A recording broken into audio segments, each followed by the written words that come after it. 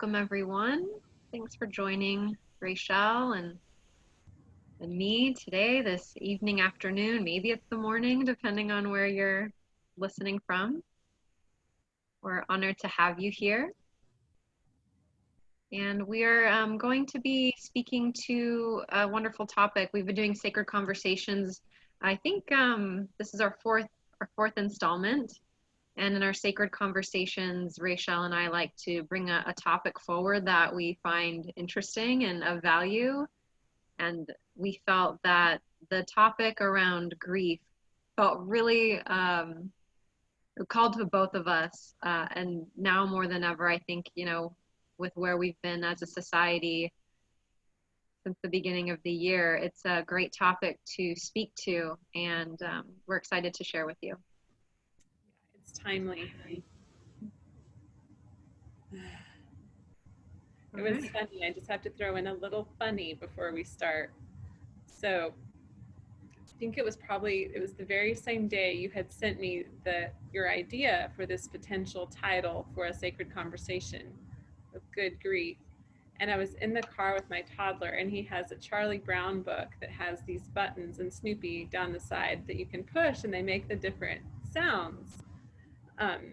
And he was over and over in the back pushing the Charlie Brown button that says, "Good grief." Good grief. And I was like, well, this is going to happen. This is supposed to happen. Oh, and maybe by the end of this conversation, you might feel the sense that, grief is deeply valuable as it being human. And so, I think it's quite good, so to say, as part of just living the full human experience. All right, so I'd love to dive in and just talk about a couple of resources first. I'm going to be sharing some information. I know Rachelle will be too, and I just wanted to give a shout out to the two people that I've cited quite a bit through where I've kind of pulled some information from to share. And I will add this in the notes, so you'll be able to watch this back on YouTube, and in our show notes, you'll see citations to these two authors. And one is a gentleman by the name of Francis Weller. He's written this book, The Wild Edge of Sorrow, that both Rachelle and I find quite delicious, book twins. So there's some wonderful information that we'll be bringing forward from him. And his writing is quite poetic and beautiful around this topic. So even if you feel that grief isn't so good, the way he speaks to it is quite lovely. And then the second gentleman, and if for some reason he ever listens to this, I apologize if I'm saying your last name wrong, but his name is Antonio Sosis. And he writes, I saw him at a yoga conference, and he writes a book, Yoga for Grief Relief. And I'm also going to be sharing some of, his citations as well. So I'll be dropping both of those into the show notes. And Rachelle, was there anything else on your end, or was it mostly Weller? Yeah, I love this book. It's not specifically about grief, but it's by Elizabeth Lesser, who's the co-founder of the Omega Institute. And I read it years ago. I haven't reread it recently, but I just remember how supportive it was for me during a time of grief and loss, how difficult times can help us grow. Wonderful. So we'll share those 3 bits with you, and there's plenty more. So this idea of grief, there's a couple things I want to point to just to normalize it. And that is, it's a natural response to loss and to any loss. So for some of us, we might think of grieving as bereavement and potentially the loss of life, but we can feel a sense of grief beyond death. And that might be careers or relationships, the loss of prized possessions. Maybe you're moving, a change in residence, so a change in your immediate community. You can grieve and have a sense of loss around certain times of your life, or the health of your body and mind as well. And then, on a different note, you can grieve the end of a book series or a movie series or a TV series that you find particularly enjoyable or you feel a sense of attachment to. So it's important to know that grief is universal, but yet how we will experience our grief will be really unique. And so I just want to let you know, from one griever potentially to another, that you're not alone. I think that's one of the most powerful points, in any sort of birthing experience that we find ourselves in, is to remember that we are not alone. Generations of humans have gone through these rites of passage, these processes and they're part of, like you said, human development in a lifespan, and they're part of our maturing and individuation while we have life on the planet. So they can often feel like really alone experiences, but that is just not the truth. No, and the recognition that it's a normal response to a loss, whatever that loss may be. And that, for many of us, it'll affect us and touch us in many different ways. Some people might experience some physical or mental, emotional, or spiritual, um, I use the word symptoms lightly, but just different experiences around grief. And one thing that was deeply helpful for me is this recognition that I will never get over a deep grief that I have and a deep loss that I've experienced early on in my life. But I certainly will be able to transform my relationship with it. So that might be also a bit of peace of mind. You can often hear like the different stages of grief that you move through, and at the end there's this acceptance. And I don't think for some of us we truly accept the loss, but it's more accepting how we are kind of reacting to that loss and finding a new way to kind of, as Francis Weller puts it, have an apprenticeship with this grief and loss. So we're not looking to get rid of grief and loss. We're looking to have maybe a different relationship or transform our relationship to it. And part of that is acknowledging and welcoming how we are changed by our losses. Yeah. Often I think in a loss we lose some part of our identity that was wrapped up in that person or that thing or that experience, that way of knowing ourselves. And so part of what's lost is our identity. And we learn it's not that, but the beautiful and miraculous thing is we go on being in spite of the loss, right? We go on being. So then there's just this really unique opportunity to learn ourselves in a new way. And that can be vulnerable and tender for a little while as we learn who we are with that loss becoming integrated. And what would you say some of those defining characteristics of that kind of process might be? Well, what comes to mind first is just a real felt sense of vulnerability, right? Because often our identity, the one identity we've built over years or that's been handed to us by our family or our culture, it's a bit of a protection, right? It's a wall in a sense. It's a defense, our identity is. So to lose part of an identity crumbles a bit of the wall and we find ourselves a bit vulnerable. So there can be the experience of feeling raw or open or a little too open, uncertain. There's a bit of an unknown there because now we're becoming a person we don't yet know ourselves as. So it's just feels really vulnerable to me. Mm-hmm. Yeah.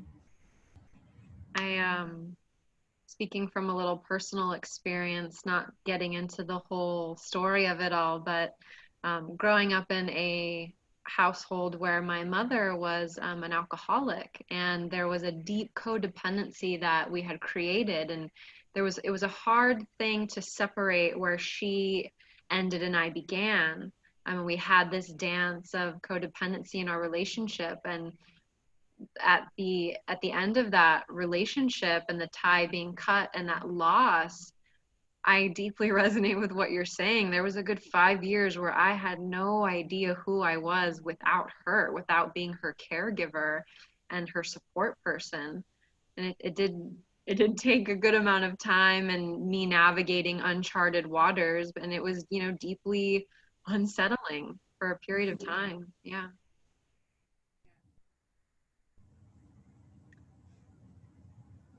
So I'd like to maybe move in and touch just briefly on this idea of grief and loss, and recognizing that there is, and this comes from Sosie's writing, that there's like an initial loss and then kind of a secondary loss or grief. And the initial grief or loss is like what occurs first, and it occurs once. So it might be that initial death, or physically moving your location where you're living to another place, the loss of a job, or the loss of a relationship, or the ending of a relationship. And so that's kind of this initial grief plate we've been offered to digest. And then what comes after that is what he's talking about is a secondary loss. And that's a result of that initial loss. And what I love that he says, because I found this to be true so much in my experience, is it tends to be a bit more subtle. And there's a lot of possibility for reoccurrence or kind of triggering of that grief. And a lot of times it can be unacknowledged. And so that concept of, somebody passed away and it's been X amount of years, like, haven't you accepted it yet? And we might have a relationship around that initial moment of loss. But, each time that reoccurrence comes up, or that a little bit of a trigger to grief, for an example, again, just speaking from my experience, having to grieve my mother, the fact that she wasn't there on my wedding day, or if I choose to have children. So these moments where you might want to reach out and have that, what was lost, it kind of is that secondary grief that comes around, and it will have varying intensities. Sometimes it'll be deeply emotionally intense, and other times it's just kind of a little blip on the map, so to say. Yeah, I can speak to that as well. I remember traveling to locations where my ex-husband and I had vacationed, after divorce, and just being, and even several years after, and being so stunned at the way that memories and pain would surface over feeling the loss of that life. Um, and what I kind of want to say there is, our ego and our conscious mind tracks time in a linear way. It's like, well, that happened then, and now it's now. But the body and the psyche, which we can also call the soul, are non-linear. So they're multidimensional. It's like it's all collapsed on top of each other. So, when you hit one of those nerve bundles that has a grief trigger in it, it doesn't matter how long it's been. It's like it was yesterday. And that's all just very normal. And not easy necessarily, but Denny Shay and I will hopefully get to that part where we can offer a little bit of support for what happens, what to do when the grief waves come. Yes. Yeah. One thing I wanted to just touch on, because we're kind of dancing around it without calling it what it is, but this idea about grief and there being a bit of a root here, and I think to point to this attachment as being a bit of a root to our grief. And we it's can, a great thing. Like, yeah, it's human. It's all mammals become attached. We're built to have an attachment bond with our caregivers and our families and our communities, and even our role within the community. hardwired. It's hardwired into all mammal species. Yeah. So attachment, in the spiritual community, is sometimes looked at negatively, like you're not supposed to be attached. Attachment's the source of pain. Well, yes, it is, and you're also human and designed to attach. So good luck with that, right? Yeah, Yeah. it's healthy to attach. Attachment theory is well and alive in, in how we learn how to parent and be in relationships. It's a big part of healthy relationships. Yeah, how we feel at home, right? Yeah. Yeah. Yeah. Right. Mm. So Mm. I'm feeling maybe moving into the gates, the five Yeah. gates of grief from Weller, if that feels right for you in the moment. You know, I want to say one thing Yeah. before we do that. And Weller points this out so beautifully, and I found it so powerful when I was reading his book. But he really says that we're in a culture that under acknowledges grief in here in the West, and particularly in the US. And what we see as a result of that, so there's this reservoir, collective reservoir, like that's subterranean beneath the surface in our culture, this reservoir of grief that's not tapped. We don't touch it. We don't move in there with it and befriend it and welcome it and feel it and let it move. And so as a result, what we have are these occasional geysers of violence, right? So he points to school shootings, um, all sorts of, also the epidemics of depression, and in our society, the mass medication of mood disorders. He points to all that as our unwillingness, partly unwillingness, also we just haven't been taught how to meet our grief, and that it's valid and that it deserves to be touched. And that if we would get more comfortable with our grief, those other things we would see, those residues of untouched grief would dissipate a bit. But it's not easy. We're not taught in this culture how to do that. No, no. I certainly had no grief support or knowing of grief and how to work with, loss and that discomfort early on until, you seek out teachers or support or allies or techniques, and you're trying on what feels right in the moment for you to digest some of this undigested experiences. Yeah. Before we get to the five gates, just because you talked about residues, I want to just share a couple common residues just so we can see how common it is and how some of our residues or symptoms that we might be presenting, how they could be pointing us to just unresolved, digested sorrow and grief. Um, and this can be a physical, mental, or kind of social. So I'll touch on just a couple in each, and then we'll kind of open up into the five gates, which is quite lovely. So just to give you an idea, some physical residues that might be lingering or expressions of unresolved grief and pain, sorrow, is physical pain. Think about the epidemic also of chronic pain. I know many people with chronic pain. My dad is one of them, some of my family members. So pain, tightness in the chest, the throat, the abdomen. When you have alterations in your breathing pattern, your sleep patterns, your digestive patterns, cardiac rhythm, these are, fatigue. These can all be pointers of residue kind of lingering in this part of our body. In our mental body, we can have a sense of confusion or absent-mindedness, being very forgetful, poor concentration or lack of motivation, a sense of denial. And then socially, there could be a bit of this need to withdraw, isolation. The things that you once enjoyed, you no longer get that same sweetness from. And then also learning to cope with certain labels that we might give certain people around grief or loss, like widow or single or divorcee. And I also find that with social interactions, it might also be a bit of like recycling friends quite quickly. It's almost like you're looking for some sense of attachment and love that you're missing, and you can kind of go through relationships rather superficially.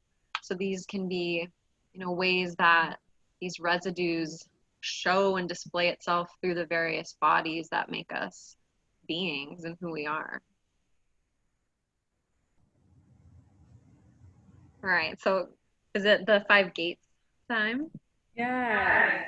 And just to clarify again, this is what Francis Weller, in his book The Wild Edge of Sorrow, these are what he calls the like the gateways into the rite of passage that is grief. These are the doorways into that experience. Um, yeah, and so I'll just go ahead and start, I Yeah, you guess. want to go on? Because the first one's the one we all think of, which is what you mentioned at the beginning, is bereavement. You know, just this truth of impermanence, that everything we love we will lose at some point. Either that thing will go away or we will. And so that's the first gate, is everything we love we will lose. And that's the gate that we're all most familiar with and think of when we think of grief. And our second gate, oh, so tender, but this one is the places that have not known love. So these are the parts of ourselves that we've denied or feel ashamed about or we've resisted. It's been outside our circle of worth. So it's untouched by our love, our compassion, and kindness. So the places that, you know, have not known love. And we may not see those places until some experiences brings them up into our face, and we realize, oh goodness, I don't like that part of myself. I never have. I've been hating that. No one else has ever loved that. Yeah, that place has not known love. Mm.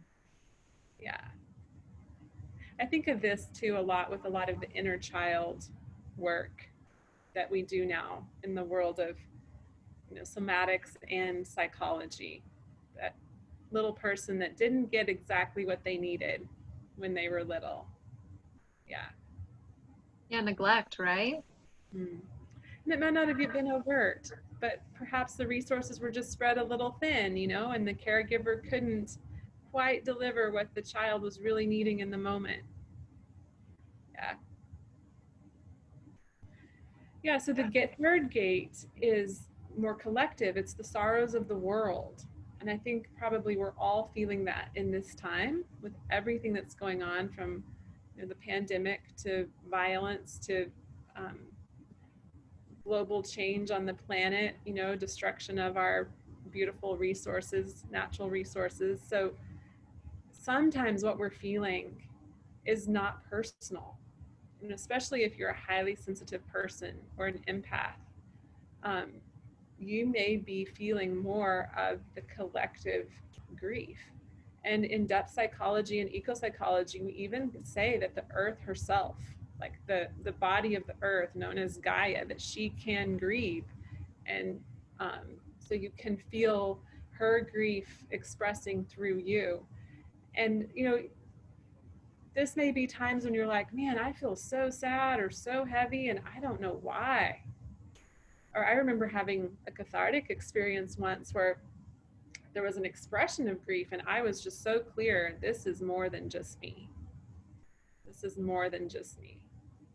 Oh, Yeah. yeah. Sometimes it's, you know, this is a little more subtle, but depending on the types of, you know, healing work you do, there is, you might be feeling the grief of your lineage, of your heritage, right? Or of all the women in the world through time. You know, it can be sort of archetypal in that way with your family or your, um, yeah. I find this one deeply interesting, doing certain practices with people. I was doing some body work for a period of time, and, you know, on occasion I'd wake up and feel out of sorts, like just like something didn't feel right, like I was out of my skin almost. And then the person that I was seeing would come that day and share, you know, what brought them in today, and it's almost like this big yes came into my body, like, oh, I was in a way not necessarily anticipating but already kind of connecting into the sense of resonance with this person that will be coming later, and already feeling some of that weight or that grief that they were experiencing. And also, I just want to speak because you mentioned Gaia and the earth. In one of my books that I was reading when I was studying aromatherapy and essential oils, there's a book on the energetics. So it's a bit more of the subtle realm of plants. And there were accounts of people that are highly sensitive people or empaths that would literally hear the forest crying during deforestation. Wow. And even just thinking about it, I get this chill, because I think those that are really attuned to the earth get a sense like, oh, there's something not right here. And the earth really is letting us know that there's something deeply not okay. Yeah. And I think you guys, with the fires in California right now, you know, you get to see and feel that very close to home. Mm-hmm. Gate 4. This one is really juicy for me. What we expected and did not receive. So what we expected and did not receive. So these are things that we may not even realize that we've lost. How do we know what we've missed if we've never had it? So only when these things are finally granted to us, a wave of recognition can rise up in us that we've lived without this love or this tenderness for periods of our life, or possibly our whole life. I remember in the Irest training, level 1, after the first session, sitting up and feeling this sense of belonging to myself that I really never touched into, and then recognizing, oh my gosh, it's been here all along, but somehow I missed it. I didn't quite access it until this moment. And I remember describing that whole level 1 training as it was bittersweet. So it was kind of paradoxical, right? To have this recognition, but also like, oh, and I need to grieve that, like, this time I've, this first 25 years of life that I've missed this. Yeah. In gate 5, ancestral grief, which I guess I sort of mentioned in gate 3. Gate 3 is the sorrows of the world. And gate 5 is ancestral. So, knowing more specifically what's happened in your lineage can help you understand and process feelings of grief. Yeah. And something that Weller says around this gate that I loved, he said, this sorrow becomes concentrated over time, gathering grief unto itself, and is carried in our psyche unconsciously, this part, as a diminished inheritance. I've been reading some Jewish lore to get me in touch with my ancestors, because I never had a sense of that in my life growing up. And so reading some of these period pieces and how women, how we had navigated the world and being a woman now, and just like, oh man, like feeling a little bit of that ancestral pull of, wow, that must have been super challenging. And also many of us, our ancestors migrated all around. So at some point they left their home, they left their community, their shelter, their safe space to come to a new land. And when we talked about that loss and that fear, right, of losing identity, imagine maybe we haven't had that experience, but at some point our ancestors absolutely must have, or to have their home taken away from them. Right. So Right there. Well, what we wanted to do next, shall we head into the self-inquiry and reflection? yes. So that's, sort of the package, roughly, loosely, lightly, of what grief, how we see grief, and how it may show up for any one of us. So we want to bring this a little closer to home with some self-inquiry questions, and then offer a few tools. And this is, we're not even touching the tip of the iceberg with this conversation, but hopefully there'll be some opportunities in the future for us to dive a little deeper. Yeah. So as you're considering for yourself how you've processed grief in your life, it's good to look at the culture you grew up in and ask yourself how, really look at, where did you grow up? What was the culture? And how did your culture acknowledge grief? What rituals did they offer you? What tools? What conversation? around events of loss or bereavement. For example, in my culture, the culture I grew up in, which I think is pretty standard North America, there was a funeral, and that was that. That was that. Right? And It's like a couple hours, all done, go about your normal life. while no one's really going about their normal life, but it's not Absolutely. being talked about. And it's not being openly mourned, like in a lot of the sacred texts or indigenous tribes, there were days and, dances and prayers and everyone together and around the fire and storytelling and drumming and, all these cathartic expressions for a long period of time. And that's not how our culture currently handles bereavement. Yeah. And that's death, much less talking about divorce or job loss or moving across country. Right. We don't touch those things at all with ritual or ceremony or support, except one-on-one in a therapy session, perhaps. Well, and So that ask yourself how your culture handled grief as you were growing up.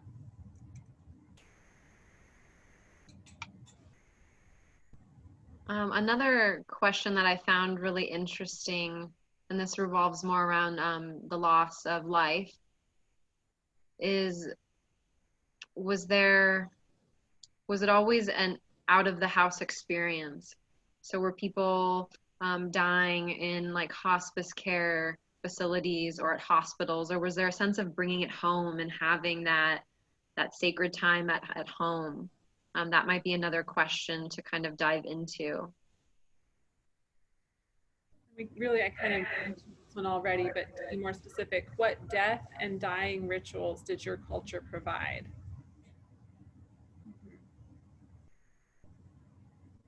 I think another one that is a bit important is if you grew up in a large household, or were you like an only child, or was it a small nuclear family, so to say? Like, what was that family support like in the immediate home?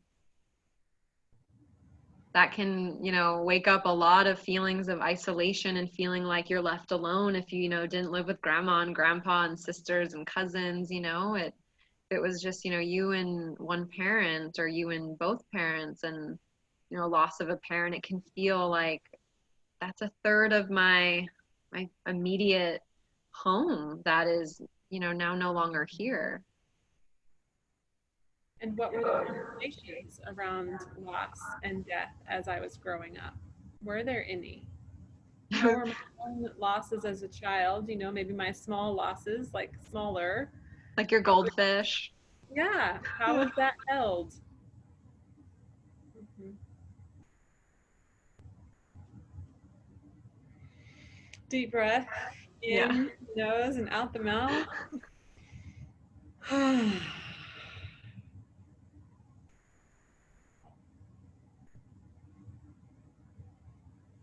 So we really want to close or wrap up by offering a pointer to a few tools that Denny Shea and I are familiar with and love.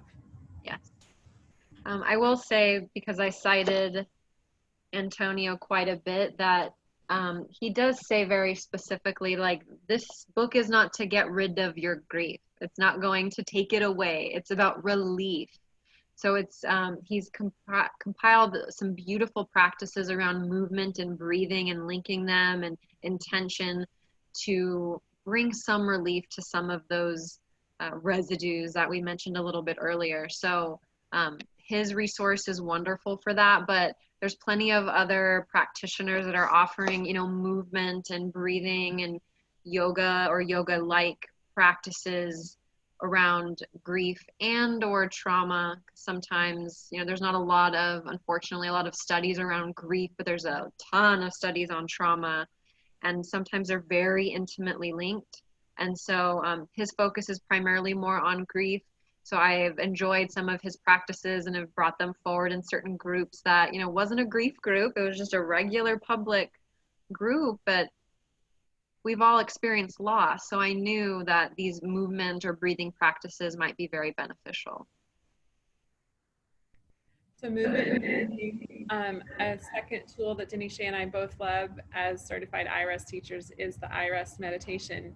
And, you know, it's hand in glove with what you just said about what Antonio says, that this is not to get rid of your grief, right? Because in Irest, we're acknowledging I'm never trying to get rid of a part of my experience. What I am learning to do is how to hold it so that that is integrated and I know myself as a whole that contains that part of my experience. I like the image of the guest house, you know, Rumi's poem, The Guest House, comes in here. So with Irest practice, we're learning how to experience ourselves as the guest house and to how to allow and be with and befriend this visitor or guest of grief that may come and go. And may come and go, will come and go actually our whole lives. Absolutely. There's not a point where we won't have this experience.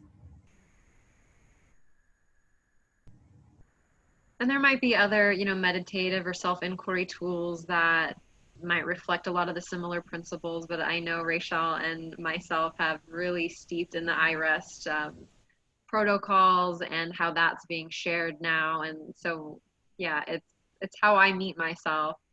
And as I was saying, that first initial training in Irest really opened me up wide to the whole experience I was having in my life. And at that time, it was a lot of the sorrow and the loss. So can't say enough about Irest. I always say that it saved my life in a way. So it's a wonderful way of being with yourself.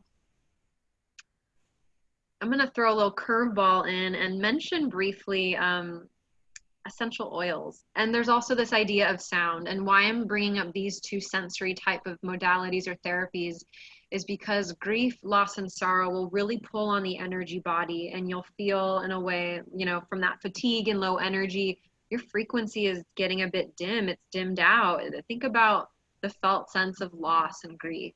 It might feel really heavy, right? Or maybe dark, like it has some of those qualities about it. And so big essential oil fan is a big part of my practice. And I will say from my studies and knowing what it's doing to the energetic field in terms of the frequency, the high vibrational tones and qualities of rich, pure, authentic essential oils that have been distilled and harvested with love and tenderness.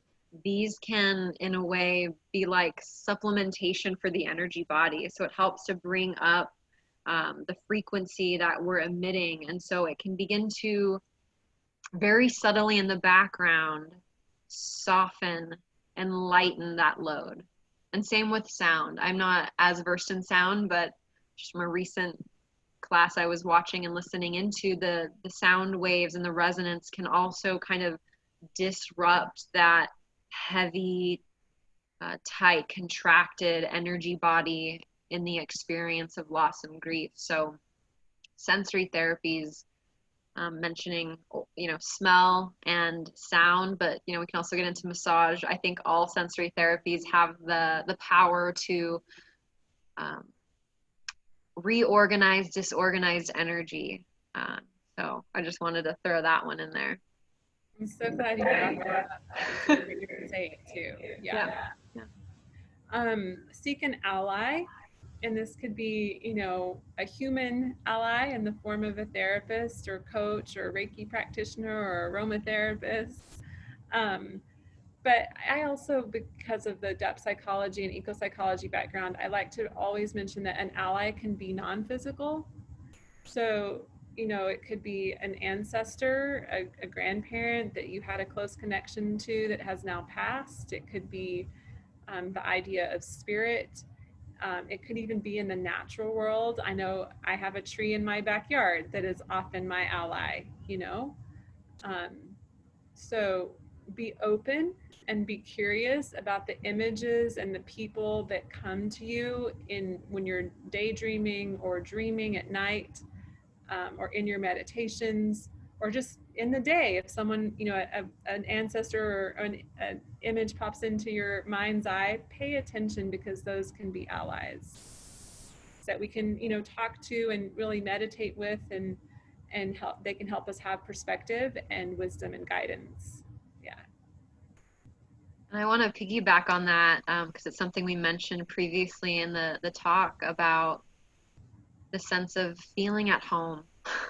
So I know I use totems a lot of times. Like there were certain items that, for instance, were my mother's that, there's a shirt that I love to wear that's hers, or a piece of jewelry that it's like when I put it on, it's like this sense of connection and home. And it does truly feel like a little life vest or a life preserver. Like, oh, you can like lean back into it and just feel like deeply at home. Yeah. And then lastly, we don't have super specifics that we'll be sharing potentially in the coming sessions that we might be offering, but the idea of having a grief ritual and or making time for the grief. That's something new I've been working with is, setting a 5-minute timer a couple times a week just to kind of like get on the floor, because that's what feels at home for me, and just like, okay, here I am, like honoring that it wants to be felt and connected to. And so for me, a grief ritual that I've been working with is lighting a candle, laying on the ground, and just saying, you're welcome here, and having this 5 minutes to yell, to cry, to laugh, to journal, just to like give my full unbridled attention and love, like it's my best friend coming to see me, and just going yes with open hands and an open heart. That reminds me cliche of what Weller says about we always want to meet our grief from our adult self. And I can't remember exactly how he says that, but that the child in us meeting our grief can become overwhelmed or fused with it. So we are meeting our grief from that adult place that can be compassionate and loving, but that's not like identified with it. So that's exactly what I hear you say you're doing. Yes. Oh, yes. And often my 7 and 8-year-old comes in full of rage and sorrow, and I'm like, hi, baby girl, like I'm your ally. I'm your inner resource. I'm bathed in oil. There's like all these beautiful components that go along with that. Yeah. It's certainly not me like I'm 7 and 8 and going into that, because that might be terrorizing and traumatizing. Yeah. Right? Exactly. Yeah. And I love, there's so many possibilities for grief rituals, like you said, Denisha. Francis Weller, he's a psychologist, and he started seeing enough people with enough grief that he became an expert in grief, and he offers grief rituals and grief retreats actually all around the world with the specific intention of holding space over a matter of days for people to begin to welcome and move and then integrate their unexpressed grief. So that's just such a really beautiful thing, I think, in our culture that doesn't have any support like that. Yeah, I agree. Yeah. And yeah, sorry, is there anything else before we wrap up? I just had a thought kind of from No. wrap up thought though. No, So I don't know share. if we're ready to wrap up. Yeah. For now. It's this idea that, we live in, and Weller talks about this, but we live in a culture that values things looking bright and beautiful, and sort of the outside being pretty. And that's an energetic movement of ascent. We like the upward movement, and grief is a downward movement. It's a movement of descent, and it brings us back close to the earth. You think about decay and death, and things composting. So we don't value that. But this is what I wanted to close with is Denisha and I see that as sacred, and hence the name of our joint venture, Sacred Earth, right? So we really are wanting to bring light to the understanding that every part of the experience, also the deep, dark ones, are very sacred and are opportunities for spiritual experience, really. Yeah. Part of being human. which is spiritual and sacred. Mm-hmm. Yeah. Yeah. Mm. Well, thank you, friend, and thank you for those here and those that will be listening back on our recordings.